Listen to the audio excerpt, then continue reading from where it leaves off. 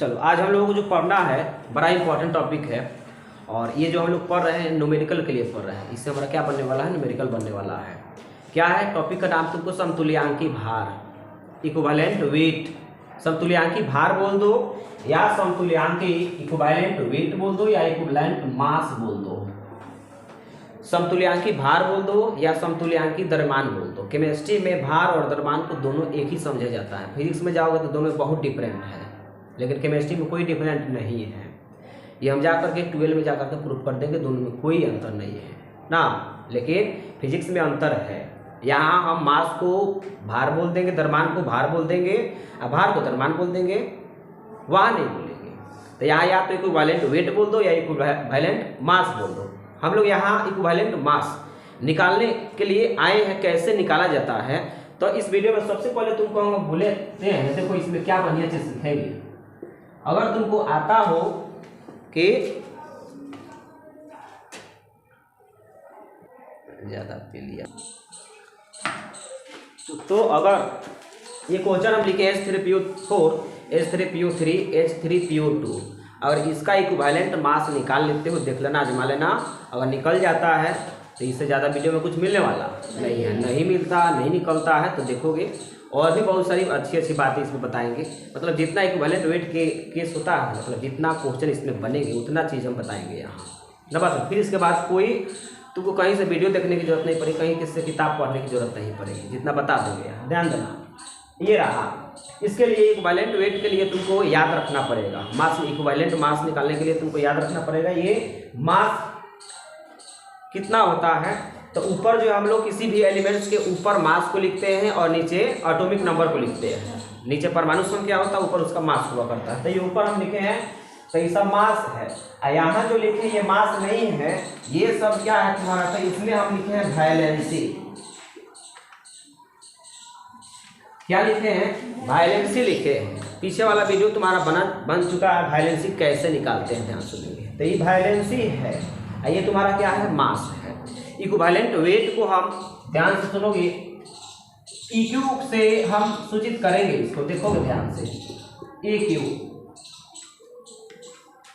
समतुल्यांकी भार को किससे सूचित करेंगे हम लोग, EQ के लिए फार्मूला याद है, एक ही इसका फार्मूला ही है, लेकिन हर एक कंपाउंड के लिए अलग अलग, ध्यान से सुनोगे।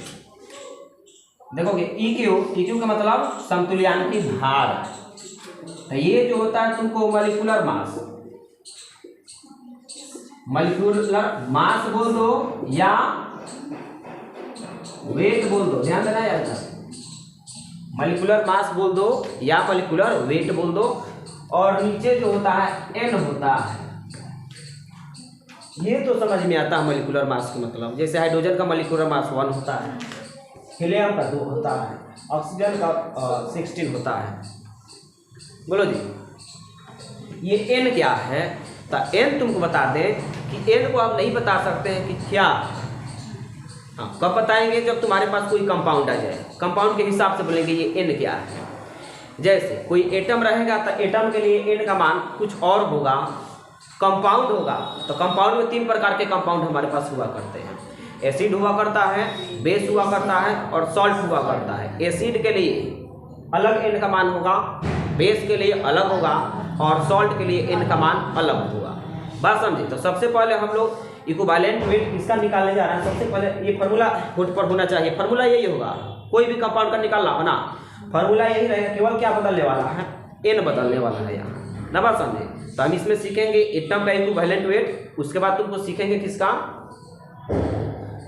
उसके बाद तुमको सीखा जाएगा कंपाउंड में। तो कंपाउंड में 3 प्रकार के कंपाउंड मिलेंगे, एसिड, बेस और सॉल्ट। तो इसके केस में पढ़ेंगे। तो सबसे पहले देखोगे एटम का इक्विवेलेंट। यहाँ हम लिखते हैं एटम के बारे में। तो एटम के बारे में अगर तुमको इक्विवेलेंट वेट निकालना है, जैसे तुमको मान लो क्वेश्चन कह दिया कि सोडियम का इक्विवेलेंट वेट निकालें, तो एटम के लिए सुन लोगे, सुनना, एटम के लिए 4 एटम के लिए N जो होता है तुमको, ये होता है वैलेंसी, यूजुअल वैलेंसी।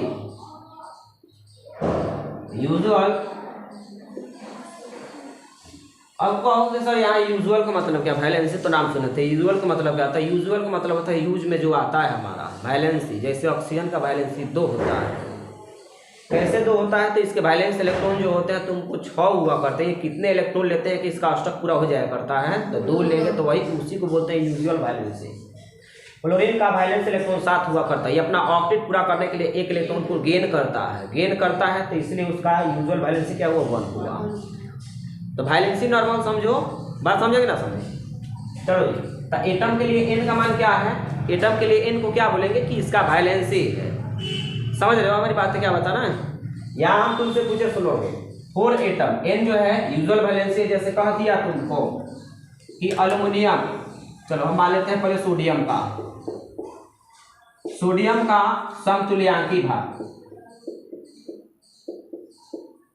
समतुल्यांकी भार या मास, ध्यान से सुनोगे तो फॉर्मूला क्या होगा? मॉलिक्यूलर मास बटे यूजुअल वैलेंसी।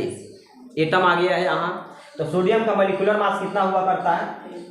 23 हुआ करता है, 23 लिख दिए। इसका यूजुअल वैलेंसी कितना है? तो सोडियम का वैलेंसी तुम्हारा हुआ करता है 1, तो 1 से डिवाइड कर दिए, यानी इसका इक्विवेलेंट वेट मास कितना आ गया तुम्हारा? 23 आ गया। मतलब सोडियम का इक्विवेलेंट वेट और मॉलिक्यूलर वेट दोनों सेम होता है। कन्फर्म हो? मैग्नीशियम के बारे में तुमसे पूछा जाए, Mg के बारे में सुन लोगे, तो Mg के बारे में पूछा जाएगा तो मैग्नीशियम का कितना होता है? 24। ऐसे यूजुअल वैलेंसी तुम देखोगे तो 2 होता है। कितना आ गया? 12 आ गया। कोई दिक्कत नहीं है। यहाँ हम तुमसे पूछे एल्युमिनियम के बारे में, बोलो जी, तो इसके बारे में बता दो। 27। इसका यूजुअल वैलेंसी कितना? 9। बोलो आया कि नहीं समझ में? प्रॉब्लम होगी। अब ध्यान से, प्रॉब्लम क्या होगी मतलब बता रहे हैं, थोड़ा नया कंसेप्ट मिलेगा। हम तुमसे पूछे ऑक्सीजन के बारे में, तो ऑक्सीजन के बारे में लैंग्वेज पर ध्यान देना, लैंग्वेज पर ध्यान देने की जरूरत है। ऑक्सीजन एटम बोल दिए हम। ऑक्सीजन एटम का इक्विवेलेंट वेट एटम है। एटम कहने का मतलब O है, O2 नहीं है, ध्यान देंगे। क्या है? O है। तो ऑक्सीजन एटम बोला, तो ऑक्सीजन का मास कितना हुआ करता है? देख लो 16, तो 16, ऐसा 2 यूजुअल वैलेंसी 2 आ जाएगा, तो कितना हो गया? लेकिन यहीं पर बोल दिया तुमको ऑक्सीजन मॉलिक्यूल का O2, तो एक ऑक्सीजन का मास जो हुआ करता है वो 16, तो 2 ऑक्सीजन का, एक ऑक्सीजन का 16, तो 2 ऑक्सीजन है, तो कितना हो जाएगा? 32। एक ऑक्सीजन का वैलेंसी फैक्टर जो हुआ करता है, यूजुअल वैलेंसी 2 हुआ करता, तो 2 ऑक्सीजन का 4 होगा। कितना? 8। ऐसा समझ में? अब ये किसके केस में है? एटम के केस में। अब हम लोग किसके केस में सीखेंगे? कंपाउंड के केस में सीखेंगे ना। बात समझ? तो पहले इसको नोट कर लो।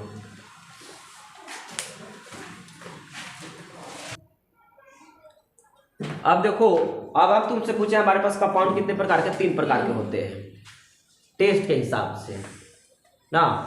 एक जो होता है तुमको एसिड, बेस और सॉल्ट। तो एसिड के लिए 4 एसिड, N जो होता है वो बेसिडिटी हुआ करता है। N क्या बोलते हैं? बेसिडिटी। अब ये बेसिडिटी क्या है तो तुमको पता करके आए हैं कि H2SO4 जो होता है ना, द्विभाषमिक होता है, डाई बेसिक होता है, मतलब उसमें 2 H होता है। याद है?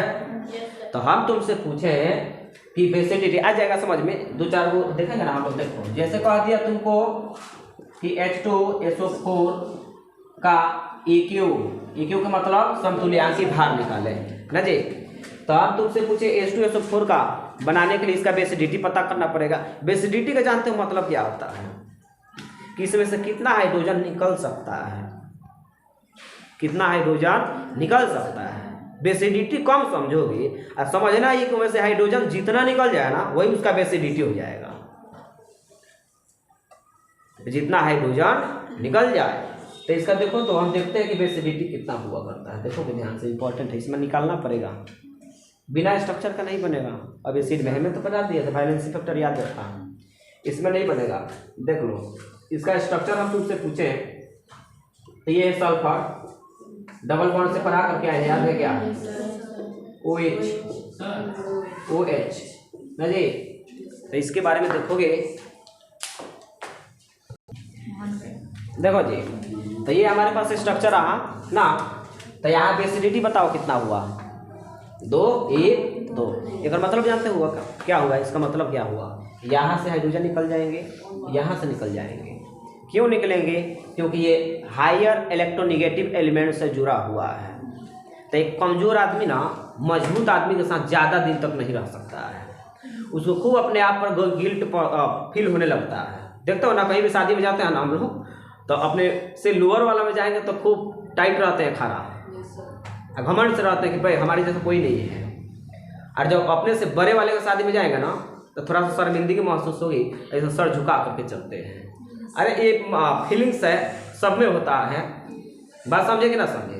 तो यहाँ जो है हाइड्रोजन जो है, कहाँ से हाइड्रोजन निकलना चाहेगा, जहाँ जो है वो हायर इलेक्ट्रोनिगेटिव एलिमेंट से जुड़ा हो।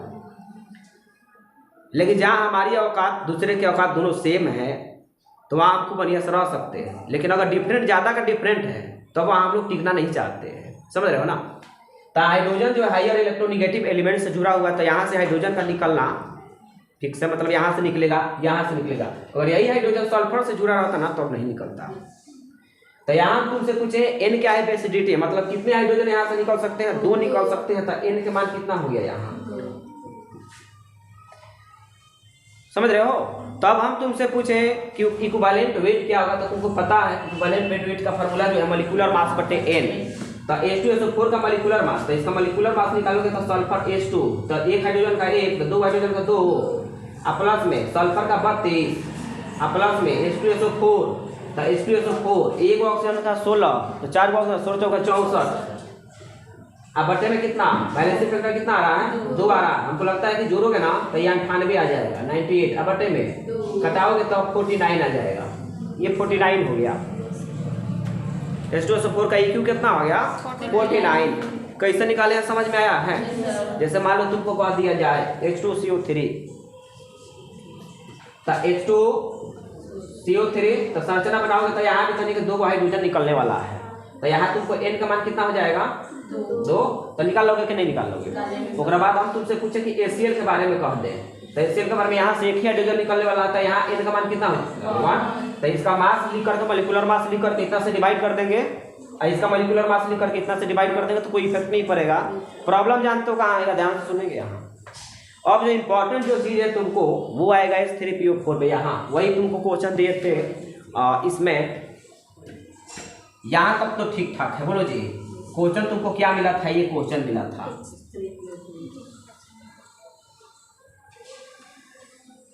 H3PO3 H3PO2, यहाँ 4 ना होगा, यहाँ 3, एक और क्या है H3PO। यहाँ अक्सर लोगों को लगता है, ऐसा नहीं है कि किसी भी एसिड में जितना हाइड्रोजन है उतना हाइड्रोजन निकल जाएगा, नहीं निकलेगा। जो ऑक्सीजन के साथ हायर इलेक्ट्रोनिगेटिव के साथ जुड़ेगा ना, वही हाइड्रोजन निकलने वाला है, वही उसका एसिडिटी है, समझ रहे हो ना। तो इसमें लगता है इसमें भी 3 हाइड्रोजन है, देखने से लगेगा, स्ट्रक्चर नहीं बनाएंगे कि यहाँ N के मान कितना होगा, 3 होगा। यहाँ भी देखने से लगेगा कि N के मान 3 है, लेकिन नहीं है, ऐसा कुछ भी नहीं है ना। बात समझे, देखते हैं कैसे, तो देख लो। यहाँ हमको निकालना है, तो हम चाहते हैं कि केवल वैलेंसी इसका N के मान निकाल दें, तो तुम इक्विवेलेंट वेट नहीं निकालोगे, केवल N पर ही ना दिक्कत है। मास तो तुम निकालना जानते हो ना, 3 हाइड्रोजन का 3 हो, फास्फोरस का 31 होता है तुमको, और एक ऑक्सीजन का 16 होता है, 64 हो गया। सबको जोड़ करके जितना इसका N का मान होगा तुमको एसिडिटी हो, उतना डिवाइड कर देंगे। तो केवल N के मान हम लोग देख लेते हैं, N का मान कैसे निकलेगा। तो अब इसका स्ट्रक्चर बनाएंगे, स्ट्रक्चर पीछे भी बना करके आए हैं इसके पहले वाले वीडियो में। तो हम यहाँ तुमसे पूछे, देख लो H3PO4 का यहाँ बना रहे हैं, H3PO4 फास्फोरस 5 बॉन्ड बनाता है, डबल बॉन्ड हो गया, OH हो गया, OH हो गया, OH हो गया, देख लो 4 बना, 3 2 5। यहाँ कितना हाइड्रोजन निकल सकता है, 1 2 3, तीनों ऑक्सीजन के साथ जुड़ा हुआ है। तो यहाँ N का मान कितना निकलेगा, 3। बोलो, हम तुमसे पूछे H3PO3 के बारे में, ये फास्फोरस डबल बॉन्ड OH, ये H हो गया, ये हाइड्रोजन निकलेगा क्या? ये क्यों नहीं निकलेगा? क्योंकि यहाँ हाइड्रोजन और फास्फोरस के विद्युत नात्मक लगभग समान है। जाकर के डेटा देख लेना, लिखवाए हैं डेटा, जाकर देखोगे ना तो दोनों का 2.2 के रेंज में आएगा इलेक्ट्रोनेगेटिविटी। इसलिए तो दोनों के मजबूती समान है, तो इसके बीच का बॉन्ड टूटने वाला नहीं है। समझ रहे हो कि ना समझ रहे हो? यहाँ से हाइड्रोजन निकलेगा, जबकि 3 हाइड्रोजन यहाँ दिखाई दे रहा था, लेकिन यहाँ से हाइड्रोजन निकलेगा, यहाँ से निकलेगा, यानी यहाँ n के मान कितना निकला? तो मास लेकर के 2 से डिवाइड कर देंगे तो इसका इक्विवेलेंट वेट निकल जाएगा। बोलो। उसके बाद तुम्हारा कौन सा स्ट्रक्चर रहा? H3PO2। बोलो जी। तो ये फास्फोरस डबल बॉन्ड से OH H यहाँ कितने हाइड्रोजन निकलेंगे? बोलो। एक ही निकलेंगे। ये हाइड्रोजन निकलेगा और ये क्यों नहीं निकलेगा? उसका रीजन बता देना। निगेटिविटी सेम है, तो यहाँ n के मान अब है कि नहीं समझ? तो ये रहा तुम्हारा इक्विवेलेंट वेट। अभी ये एसिड है, अभी 2 चीज हमारे पास बाकी है। दवा समझे? तब तक ले नोट करो जल्दी से इसको। चलो अब देखोगे यहाँ जो है तुमको बेस के लिए n क्या है? Number of OH। एसिड के केस में क्या निकलता था? हाइड्रोजन कितना निकलता था, उससे हम n निकालते थे। बेस के केस में यहाँ देखेंगे तुमको कि OH कितना निकल रहा है, तो बेस का पहचान तुमको बता करके हैं। अच्छा, बहुतों को तो कहीं ये तो नहीं समझ में आ रहा है कि सर एसिड बेस और सॉल्ट पहचानने कैसे। अगर दिक्कतें हो रही है तो ऑलरेडी इसका वीडियो बना चुके हैं। एसिड पहचानने का तरीका क्या है सेकंड में, बेस पहचानने का क्या है, सॉल्ट पहचानने का क्या है, ना बात समझे? तो यहाँ OH में देख लो, जैसे हम तुमसे पूछते हैं NaOH का इक्विवेलेंट वेट निकालना है। बोलो जी। तो इसमें कितना OH ग्रुप है? 1 है। तो इसका मास निकालने के लिए सोडियम का ले लोगे। बोलो जी 23, और इसका हाइड्रोजन का, अच्छा ऑक्सीजन का कितना? 16, प्लस में 1, तो प्लस बटे में कितना OH यहाँ से निकलने वाला है? 1। अरे देखिए दिख ही रहा है ये 1, ये जोड़ोगे तो निकल जाएगा, तो नहीं 40/1 मतलब 40 हो गया है सर। बोलो। उसी तरीके से बेस के लिए तुमको बोले Mg, OH का ट्वाइस यहाँ हो गया। बोलो। तो Mg का होता है 24, प्लस में यहाँ ऑक्सीजन कितना हो गया? 2 हो गया है। तो एक ऑक्सीजन का कितना? तो 2 हो गया 32। एक हाइड्रोजन नहीं है, 2 है हाइड्रोजन, तो 2 बटे में यहाँ n बराबर कितना? 2 है। यहाँ n बराबर कितना है? 1 है। यहाँ n बराबर 2, तो यहाँ 2 से डिवाइड कर देगा ना, निकल जाएगा।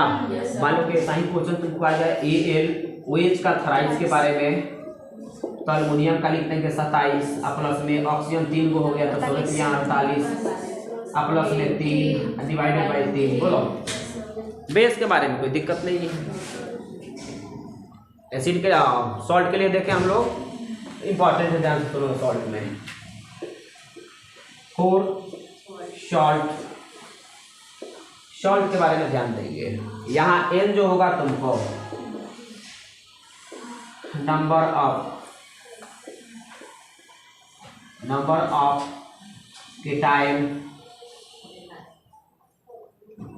नंबर ऑफ केटाइन और एनायन, और तो मतलब या तो टोटल केटाइन ले लो, नहीं तो टोटल केटाइन का मतलब प्लस होता है, एनायन का मतलब माइनस होता है। बोलो जी। तो या तो टोटल केटाइन ले लो। अच्छा, जितना किसी न्यूट्रल कंपाउंड है तुमको, तो जितना केटाइन होगा उतना ही एनायन होगा। जैसे न्यूट्रल एटम है, तो न्यूट्रल एटम क्यों है? क्योंकि जितना नंबर ऑफ इलेक्ट्रॉन है उतना ही नंबर ऑफ प्रोटॉन है। नंबर ऑफ इलेक्ट्रॉन कहने का मतलब है माइनस, और नंबर ऑफ प्रोटॉन कहने का मतलब प्लस। उसी तरीके से कंपाउंड अगर न्यूट्रल है तो जितना उसमें प्लस होगा उतना ही माइनस होगा, मतलब जितना केटाइन होगा उतना ही एनायन होगा। इसलिए दोनों में से कोई रख लेंगे। बोलो। जैसे हम तुमसे पूछे, देखोगे ध्यान से, जैसे मान लो कह दिया तुमको NaCl में NaCl का निकालने के कह दिया, तो अगर जब ब्रेक करोगे तो एक सोडियम प्लस है, ये माइनस, तो एनायन केटाइन भी एक है, एनायन भी एक है, तो सोडियम का मास निकाल दो ना, बात समझे? उसका मास निकाल करके यहाँ n बराबर कितना निकल जाएगा? 1 निकलेगा। टोटल यहाँ प्लस कितना है? 1 है, और टोटल माइनस कितना है? तो दोनों में से कौन एक को लेना, माइनस नीचे नहीं लिखना है, माइनस नहीं लिखना है, बात समझेगी ना सर, माइनस नहीं लिखना है। तो इसमें निकालना चाहोगे तो सोडियम का 23 और क्लोरीन का 35.5 डिवाइड बाई 1। बोलो, मान लो तुमसे कह दिया है H2CO3,